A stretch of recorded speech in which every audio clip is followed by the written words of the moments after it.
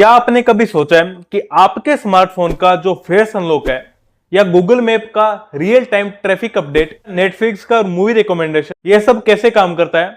तो इसके पीछे एक ताकत है जिसका नाम है आर्टिफिशियल इंटेलिजेंस यानी एआई।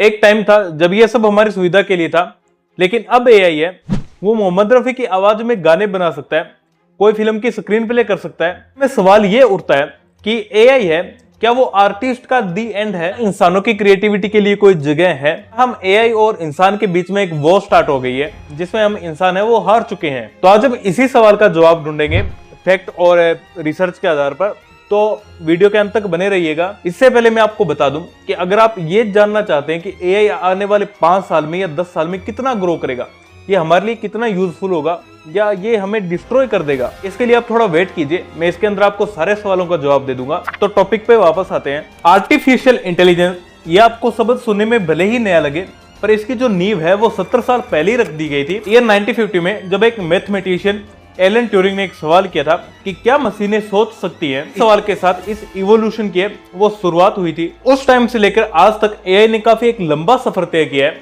अब वो एआई है वो सिर्फ शतरंज खेलने वाली मशीन नहीं बनी है, वो कोड डिटेक्ट कर सकती है, वो बीमारियों का पता लगा सकती है, यहाँ तक कि वो टेक्स्ट से इमेज और वीडियोस भी बना सकती है। ये जो आर्ग्यूमेंट है ये टेक्नोलॉजी को लेके नहीं है, बल्कि ये आने वाले फ्यूचर में हमारे इंसानों और एआई के बीच में क्या फासला होगा और कौन ज्यादा श्रेष्ठ होगा, इसको लेके। तो है इंसान जिन्होंने सदियों से खुद को डेवलप किया है, अपनी बुद्धि है उसका विकास किया है, रचनात्मकता और जो इमोशंस है वो इंसान के साथ है। दूसरी तरफ एआई है जो ज्यादा स्टिक तरीके से आंसर करता है, वो भी तेजी से, और जिसमें हम अनलिमिटेड डेटा प्रोसेसिंग कर सकते हैं। जैसा कि आर्टिफिशियल इंटेलिजेंस के गॉडफादर कहे जाने वाले जेफरी हिंटन ने, उन्होंने कहा था कि ये जो डिजिटल इंटेलिजेंस है उसमें जो ह्यूमन है यानी जो इंसान है वो सिर्फ एक टेम्परेरी फेज है। देखिए एआई के बारे में आपको ये तो बहुत सुनने को मिला होगा कि एआई है वो ओरिजिनल नहीं है, वो खुद अपने हिसाब से नहीं सोच सकता। अगर हम उसे कुछ डेटा देंगे, अपनी हिस्ट्री बताएंगे या कोई भी आइडिया देंगे, तो वो पुराने आइडियाज को या उस डेटा को एक ऑर्गेनाइज करके हमारे सामने रखेगा, यानी वो ओरिजिनल नहीं है। ये हमने कई बार एआई के बारे में सुना है, पर सबसे बड़ा सवाल ये आता है कि क्या हम खुद इंसान ओरिजिनल है? फेमस अमेरिकन राइटर यानी मार्क ट्वेन ने कहा था कि हम कोई भी आइडिया लेते हैं या कोई भी एक नया आइडिया बनाते हैं तो वो पूर्ण रूप से नया नहीं होता, पुराने आइडियाज को ही अपने हिसाब से बना के एक नया आइडिया क्रिएट करते हैं। अगर आसान भाषा में आपको बताऊं तो पुराने आइडियाज का इनोवेशन करके एक नया आइडिया बनाया जाता है। उन्होंने कहा कि कोई भी आइडिया है वो नया नहीं होता, यानी पुराने आइडियाज को घुमा फिरा के उसमें कुछ ज्वाइंट करके या रिमूव करके हम एक नया आइडिया बनाते हैं। एक फिलोसोफर यानी जिद्दू कृष्णमूर्ति, जिन्होंने कहा कि हमारा जो माइंड है वो बचपन से ही कंडीशनड होता है, यानी हमें जिस प्रकार के माहौल में रखा जाता है, जो शिक्षा हमें दी जाती है, तो हमारा जो माइंड है वो एक वैसी स्ट्रक्चर बना लेता है और जो हमारे विचार है वो भी हमारे नहीं होते, यानी हम जिस माहौल में रहेंगे, जो हमें एजुकेशन दी जाएगी, हम वैसे ही बन जाएंगे। तो हम एआई के बारे में ऐसा क्यों सोचते हैं कि एआई है वो ओरिजिनल नहीं है, वो चीजों को कंबाइन करके या जॉइंट करके या कोई भी चीज को कट करके एक नया इनोवेशन बनाता है, तो वो पुराने इनोवेशंस का यूज करता है। देखिए एआई हाल फिलहाल कितना ताकतवर है, इसको देखने के लिए हमें इसके जो एडवांस मॉडल्स है उनको देखना होगा। मैं आपको कुछ 2-3 ऐसे मॉडल्स बताऊंगा एआई के जिनको मैं खुद यूज करता हूं और हम इनसे क्या क्या कर सकते हैं, और असल में मैं कोशिश करूंगा कि वो कितने ज्यादा पावरफुल है वो भी मैं आपको बता पाऊं। GPT-4 या GPT-5 ये ओपन एआई का एक मॉडल है जो सिर्फ टेक्स्ट को ही रीड नहीं करता, बल्कि ये इमेज बना सकता है, ये वीडियोस बना सकता है, जो एक कॉम्प्लेक्स टॉपिक है उसकी आपको समराइज भी करा सकता है। ये इंसानों की तरह उनकी भावनाओं के साथ यानी बात कर सकता है, चीजों को समझ सकता है और लाइव ट्रांसलेशन भी कर सकता है। देखिए गूगल का जो जेमिनी प्रो मोड है उसको तो मैं स्पेशल यूज करता हूँ रिसर्च के लिए या स्क्रिप्ट के लिए, क्योंकि ये एक मल्टी मॉडल है, यानी इसमें आप टेक्स्ट, इमेज, कोई कोड वगैरह, यानी बहुत सी चीजों को आप एक ही प्लेटफॉर्म पे प्रोसेस कर सकते हो। और जो प्रोजेक्ट एस्ट्रा है वो यूनिवर्सल एआई में एक काफी बड़ा कदम है, यानी एक बड़े इनोवेशन की शुरुआत है। और इसी तरह डीप सीक V2 जो एक ओपन सोर्स है और आपको कम लागत बेहतरीन परफॉर्मेंस दे सकता है। तो ये सब दिखाते हैं कि एआई है बेसिक सुविधाओं से कुछ बड़ा बन चुका है, आप उसके साथ कई काम करवा सकते हो। अब यहाँ पे एक और सवाल उठ के आता है कि ये जो एआई मॉडल्स है वो इतने ज्यादा ताकतवर क्यों हो गए? तो इनके पीछे 3 टेक्नोलॉजी है जिन्हें हम कोर टेक्नोलॉजी कहते हैं, जिनमें है मशीन लर्निंग, डीप लर्निंग और न्यूरल नेटवर्क, ये 3 कोर टेक्नोलॉजी मिलके एआई को इतना एडवांस बना रही है। अगर मैं आपको आसान भाषा में बताऊं तो जिस तरह से एआई के अंदर डेटा फीड किया जाता है, उसी तरह आर्ट स्कूल के अंदर भी इंसानों के अंदर डेटा फीड किया जाता है। यानी कोई एक आदमी है, वो एक महान कलाकार की कोई आर्ट देख रहा है और इतनी स्टडी के बाद, अपनी मेहनत के बाद जब वो कहता है कि मेरी इस जो आर्ट है उस पे उस एक महान कलाकार का सबकॉन्शियस इन्फ्लुएंस है, तो बात यहाँ पे आके अटकती है, क्योंकि यही काम जो एआई है वो कुछ ही सेकंडों के अंदर कर देता है और इसे इंटीमेशन कहा जाता है। मतलब बात वही होगी कि साडा कुत्ता कुत्ता और तुआडा कुत्ता टॉमी। एआई को लेके आज के समय में जो सबसे बड़ा सवाल है कि एआई है वो क्या इंसानों की नौकरियों को खा सकता है, शायद इसी टॉपिक पे आप वीडियो देखने आए होंगे। तो गोल्डमैन की एक रिपोर्ट के अनुसार कि जो एआई है वो 300 मिलियंस की नौकरियां ऑटोमेट कर सकता है। यानी जो इंडिया की जो आईटी सेक्टर होगी या फिर कंटेंट राइटिंग हो गई या डेटा एंट्री, इन सभी चीजों पे जो खतरा है वो मंडरा रहा है। लेकिन एआई का एक दूसरा पहलू भी है। यानी नेस्कॉम की 2024 की रिपोर्ट के मुताबिक साल 2026 में जो एआई है वो भारत के अंदर 5 लाख नौकरियां बढ़ावा देगा। यानी 5 लाख नौकरियां वो और निकल सकती है एआई की मदद से। नौकरियां ये एआई डेवलपर या डेटा साइंटिस्ट या एआई एथिक्स ऑफिसर हो गए, इन सब को लेके हैं। जो वर्ल्ड इकोनॉमिक फोरम है, उन्होंने अपनी रिपोर्ट 2024 जो थी फ्यूचर ऑफ जॉब रिपोर्ट, जिसमें उन्होंने साफ कहा कि एआई जितनी नौकरियों को खत्म करेगा उससे कहीं ज्यादा नौकरियों को वो लागू भी करेगा, रोजगार भी देगा। पर उसके लिए करना ये है कि जो इंसान है उनको अपनी स्किल्स है उसको डेवलप करना होगा। एआई है उसने गिग इकोनॉमी को भी बढ़ावा दिया है। उबर या जोमेटो जैसे प्लेटफॉर्म में भी काम करने की आजादी दी है, पर इसी के साथ जो उन कंपनीज में एम्प्लॉय है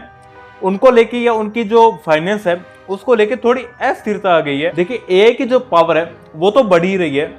अब इसको लेके जो एथिकल क्वेश्चन है उनकी भी हम बात करते हैं। तो पॉइंट बाय पॉइंट 2-3 क्वेश्चन है, उनको देखते हैं। तो फर्स्ट क्वेश्चन है कि एआई कितना पक्षपात है, यानी कितना बायस है। एआई उसी चीज को लर्न करता है जो डेटा हम उसे देते हैं। यानी जिस तरह से अगर हम कोई उसे ऐसा डेटा दे रहे हैं जिसमें हमने पहले से ही अपनी एक सोच बना रखी है, एक पूर्वाग्रह बना रखा है, तो वो उस डेटा को उसी तरह से एनालाइज करेगा और अपने में स्टोर रखेगा। एग्जाम्पल के तौर पर अगर मैं आपको बताऊं तो अमेजन का जो हायरिंग टूल है एआई वाला, वो वुमेन्स को रिज्यूम की प्राथमिकता है वो नहीं देता। यानी हम एआई को जो चीज दिखाएंगे, जो चीज सिखाएंगे, वो उसी चीज को उसी तरीके से अपने में स्टोर कर प्राइवेसी।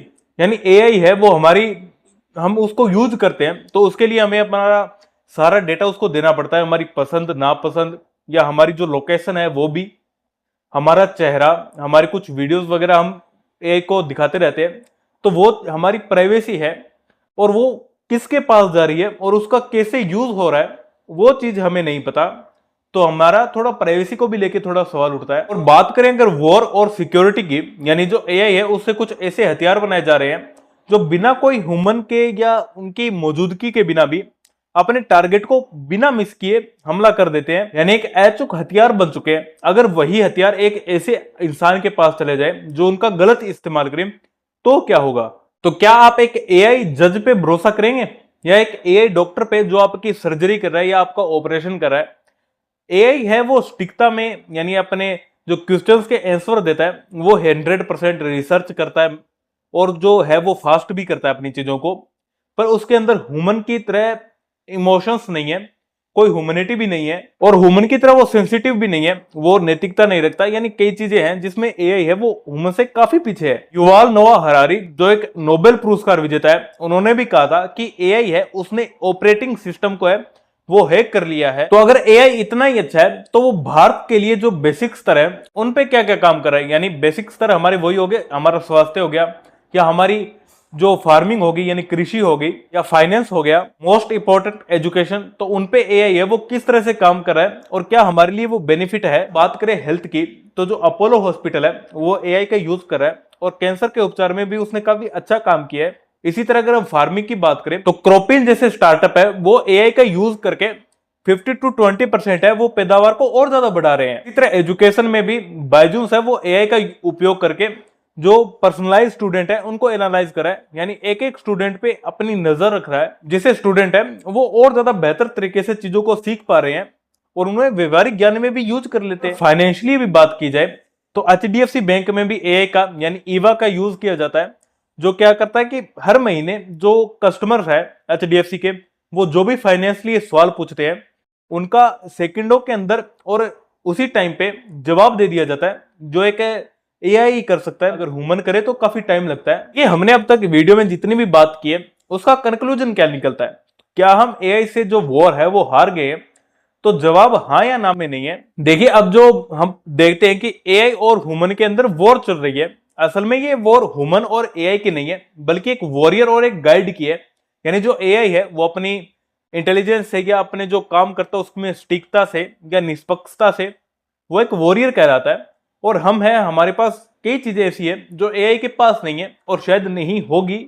तो इसलिए हम एक मार्गदर्शन कहलाते हैं, क्योंकि हमने एआई को बनाया है। इस जंग में हम तभी जीतेंगे जब हम एआई को अपना एनिमी नहीं बल्कि अपना एक फ्रेंड मानेंगे, एक सहयोगी मानेंगे। हम कोई काम करते हैं और उसमें हम एआई का सपोर्ट लें, उस चीज को सही से किया जाए, तो वो काम और बेहतर तरीके से हो सकता है। एआई आने वाले समय में कैसा होगा ये इस बात पे डिपेंड नहीं करता कि एआई है उसके पास फ्यूचर में कितने ज्यादा और एडवांस फीचर आएंगे, बल्कि इस बात पे करता है कि जो ह्यूमन है, जो इंसान है, वो आने वाले समय में वो अपनी बुद्धि को कितना विकसित करते हैं। आपको ये वीडियो थोड़ा यूजफुल लगे, अच्छा लगे तो इस वीडियो को लाइक जरूर करें। मिलते हैं अगली वीडियो में। जय हिंद, जय भारत।